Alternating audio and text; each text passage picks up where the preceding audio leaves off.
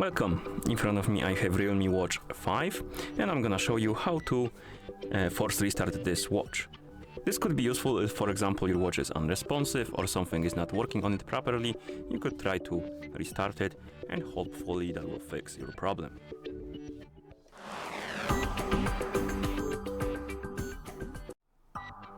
Okay, to force restart our watch we need to press and hold the crown button and keep holding it until we see the REALME logo on the screen, which takes about, I would say, 10 seconds. So let's keep holding the button.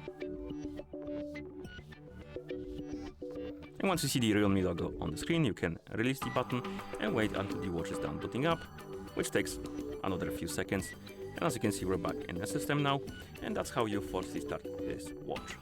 Thank you for watching. If you found this video helpful, please consider subscribing to our channel and leaving a like on the video.